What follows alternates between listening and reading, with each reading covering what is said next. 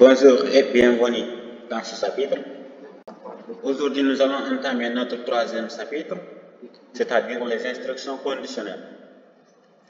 Les objectifs de ce chapitre vont être introduction, 2. Structure d'un test, entre parenthèses forme simple, forme complète, 3. Test imbriqué, 4. Les choix multiples, 5. Conclusion. Alors, sans plus tarder, nous allons démarrer avec ce chapitre. Chapitre 3, les instructions conditionnelles, autrement dit les alternatives. Introduction. Les algorithmes comportent généralement deux types d'instructions. 1. Les instructions simples qui permettent la manipulation des variables telles que l'affectation, la lecture et l'écriture que nous avions vu déjà dans le chapitre précédent. Les instructions de contrôle qui précisent l'enchaînement chronologique des instructions simples. C'est en particulier le cas des instructions conditionnelles ou les tests. 2. Structure de test. Il existe deux formes de test, forme simple ou réduite et forme complète. Voyons avec la forme simple. Forme simple. Dans cette forme, une action qui correspond à une ou plusieurs instructions est exécutée si une condition est vérifiée. Sinon, l'algorithme passe directement au bloc d'instructions qui suit immédiatement le bloc conditionnel. Syntaxe. Si condition, alors instruction. Fin. Alors, si cette condition est vérifiée, l'algorithme exécute. Mais si la condition n'est pas vérifiée, l'algorithme passe directement au bloc d'instruction qui suit immédiatement le bloc conditionnel. Si la condition n'est pas vérifiée. Voyons avec l'organigramme. Condition. Si la condition est vérifiée, on a oui. Alors c'est l'instruction qu'on a exécutée. Si la condition n'est pas vérifiée, l'algorithme passe directement au bloc d'instruction qui suit immédiatement le bloc conditionnel. Remarque, la condition évolue après l'instruction si est une variable ou une expression booléenne qui à un moment donné est vraie ou fausse. Par exemple, x égale y, x inférieur ou égal à y. Exemple, x prend 5, y prend 9. Si condition, c'est-à-dire si x égale à y, alors instruction, écrire x est égal à y. Dans cet exemple, le message x égale à y ne sera pas affiché puisque la condition x égale à y n'est pas vérifiée. Bien sûr, ici x c'est égal à 5, y égale à 9. Donc, comme on a fait une condition, si x égale à y, alors l'algorithme doit nous écrire x est égal à y. Mais comme x n'est pas égal à y, alors après exécution, ce message-là ne sera pas affiché. Forme complète. Cette forme permet de choisir entre deux actions selon qu'une condition est vérifiée ou non. Syntaxe.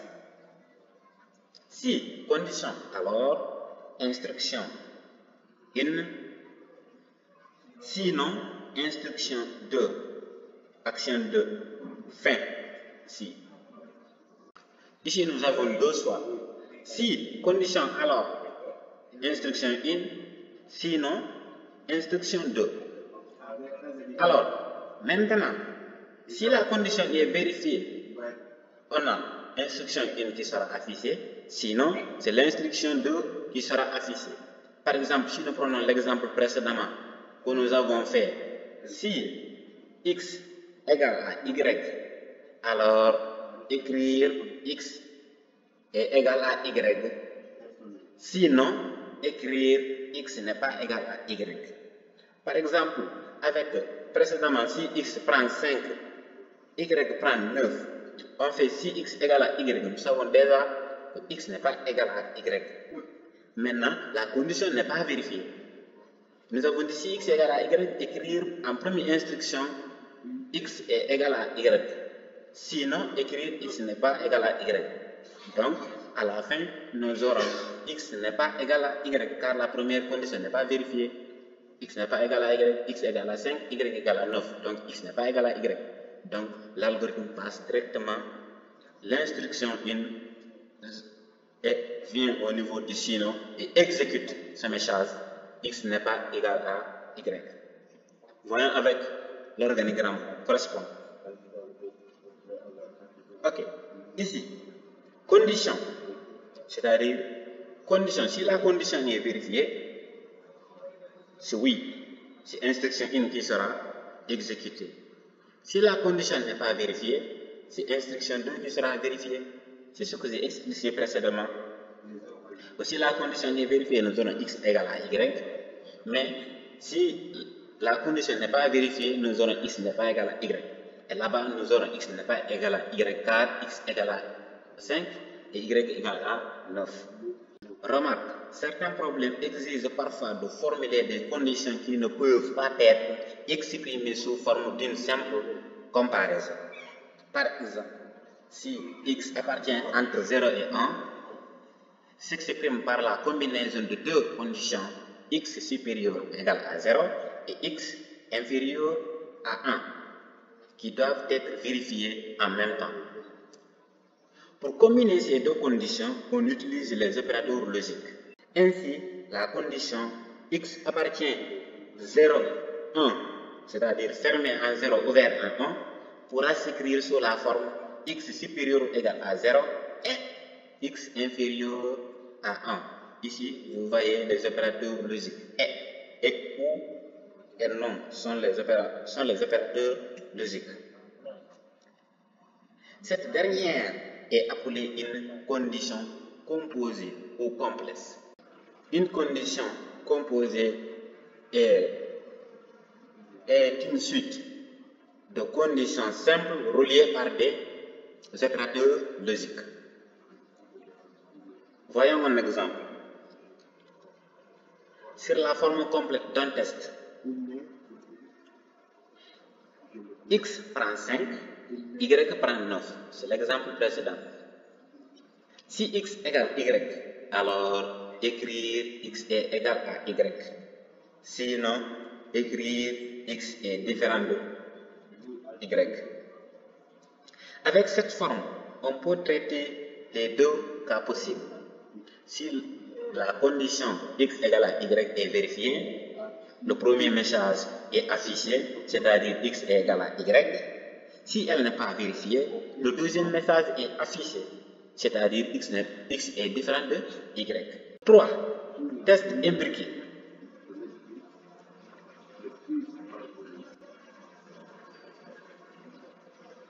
La forme si, alors, sinon permet deux choix correspondant à deux traitements différents. Dans d'autres situations, on pourra avoir plus de deux cas, ce qui rend cette alternative insuffisante pour traiter tous les cas possibles. Voir exemple ci-dessous. La forme complète permet de choisir entre plusieurs actions en imbriquant les formes simples selon la syntaxe ci-dessous. Syntaxe. Si condition 1, alors instruction 1. Sinon si condition 2, alors instruction 2. Sinon si condition 3, alors instruction 3. Sinon instruction n. Fin si, fin si, fin si. Je vous rappelle qu'il y a autant de fin si que si. Voyons un exemple ensemble. État de l'eau. Dans les conditions normales de température et de pression, l'eau est sous forme de glace. Si la température est inférieure ou égale à 0, sous forme de liquide, si la température est comprise entre 0 et 100 degrés, et sous forme de vapeur au-delà de 100 degrés. Écrivons l'algorithme qui permet de vérifier l'état de l'eau selon sa température. La solution pourrait être comme suit. Ok, algorithme étape O. var t réel. Début. Écrire. Donner la température de l'eau. Lire température. Si T est inférieur ou égal à 0, alors écrire état solide. Fin ci. Si T supérieur à 0 et T inférieur à 100, alors écrire état liquide. Fin ci. Si T supérieur ou égal à 100, alors écrire état gazeux. Fin ci. Fin. Cet algorithme est correct, mais il évolue les trois conditions qui portent sur la même variable et qui sont exclusives. En effet, si T est inférieur ou égal à 0, alors on ne peut pas avoir T supérieur ou égal à 0 et T inférieur à 100, ni T supérieur à 100. Il est donc inutile d'évaluer les deux dernières conditions si la première est vérifiée, ou d'évaluer la dernière condition si la deuxième est vérifiée. Car si la première condition est vérifiée, alors inutile de faire ça, cette condition, et si c'est la deuxième condition qui est vérifiée, alors c'est inutile de faire cette condition. Pour éviter cela, c'est-à-dire de faire certaines conditions, sachant que si l'une est vérifiée, les autres ne sont pas importantes à faire. Pour éviter cela, nous proposons un algorithme simplifié. Début, écrire. Donner la température de l'eau. Lire température. Si la température est inférieure ou égale à 0, alors écrire état solide. Sinon, si la température est inférieure à 100, alors écrire état liquide. Sinon, écrire état gazeux. Et c'est bien visible. Ici, si la température est inférieure ou égale à 0, nous savons que l'état de l'eau est de la glace. Et si la température est inférieure à 100, l'état de l'eau est liquide. Et on sait qu'au-delà de 100, l'état de l'eau est gazeux. Fin ci, fin ci, fin. Je vous ai dit qu'il y aura autant de fin ci que de ci. Voyons l'organigramme correspondant. L'organigramme correspondant est illustré dans la figure 6. Début, affiché.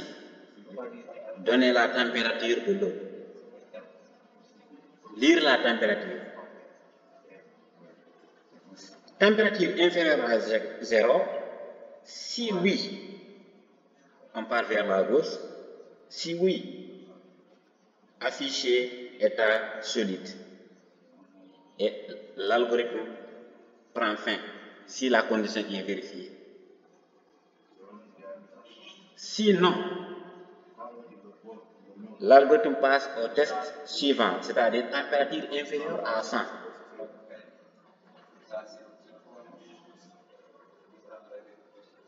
Si la température est inférieure à 100 réellement, affiche état liquide et prend fin. Fin de l'exécution. Et si cette condition n'est pas vraie, sachant que la température n'est pas inférieure à 100, si c'est non, affiche état gazeux et prend fin. Donc, l'utilisation des tests imbriqués permet de simplifier le pseudocode. À travers l'imbrication, nous n'avons utilisé que 2 conditions simples au lieu de 3 conditions, dont une est composée. Un algorithme ou programme plus simple et plus lisible. Optimiser le temps d'exécution. Dans le cas où la première condition est vérifiée, l'algorithme passe directement à la fin, sans tester le reste, qui est forcément faux. Un algorithme ou programme plus performant à l'exécution. Petite remarque, nous avons les équivalences suivantes. Non A et B, ça s'équivaut à non A ou non B. Non A ou B, c'est équivaut à non A et non B. Ainsi, toute structure de test avec l'opérateur logique et peut être exprimé d'une manière équivalente avec l'opérateur logique OR et vice-versa. Par conséquent, les deux alternatives suivantes sont équivalentes. Si A est B, alors instruction 1, sinon instruction 2, fin ci. Ça c'est équivaut à dire que si non A ou non B, alors instruction 2, sinon instruction 1, fin ci. 4. Les choix multiples. Il existe une autre variante, instruction conditionnelle, qui permet d'effectuer des actions différentes suivant les différentes valeurs que peut avoir une variable. Cette structure est décrite comme suit. Syntaxe. Selon variable, variable 1, instruction 1, variable 2, instruction 2, jusqu'à variable n, instruction n. Défaut. Instruction par défaut. Fin selon. L'organigramme correspondant selon variable. Condition. Si la première condition est vérifiée, si oui, on a l'instruction 1 qui sera exécutée et l'algorithme passe directement à la fin. Si la condition n'est pas vérifiée, alors l'algorithme passe au test de condition 2. Si cette condition 2 est vérifiée, c'est l'instruction 2 qui sera exécutée et l'algorithme saute, ignore tous les restants et passe directement à la fin. Et si la condition 2 n'est pas vérifiée, l'algorithme passe à la condition 3, condition n, autant pour moi. Si la condition n est vérifiée, c'est l'instruction n qui sera exécutée et l'algorithme passe directement à la fin. Sinon, c'est la condition par défaut qui sera vérifiée et l'algorithme passe à la fin. C'est-à-dire, si toutes les conditions là ne sont pas vérifiées, alors l'algorithme passe à la condition par défaut. Dans la structure de test de choix multiple, l'action peut être une suite d'instructions. La valeur est une constante de même type que la variable. La partie défaut est exécutée si aucun des autres cas n'est pas vérifié. L'exécution des différents cas, y compris le cas par défaut, est exclusive, c'est-à-dire l'exécution d'un seul cas provoque la sortie de cette structure. Voyons un exemple. Dans ce qui suit, le nom du jour de la semaine correspondant est affiché selon la valeur de la variable jour. Jour prend 5. Selon jour, jour 1, 2, 3, 4, 5, 6, 7. Donc l'expression jeudi est affichée dans ce cas, car selon jour, jour a pris 5 comme valeur. Donc si les tests commencent avec jour 1, ça ne correspond pas, ça vient jusqu'à jour 5, il y a coïncidence. Donc c'est l'instruction qui correspond à jour 5 qui sera affichée, c'est-à-dire écrire jeudi. Jeudi sera affiché à l'écran. 5. Conclusion. Dans ce chapitre, nous avons présenté le principe de la condition suivante, lequel un algorithme peut effectuer une action ou prendre une décision. Ceci est mis en œuvre à travers les instructions conditionnelles ou tout simplement les tests avec leurs différentes formes vues précédemment.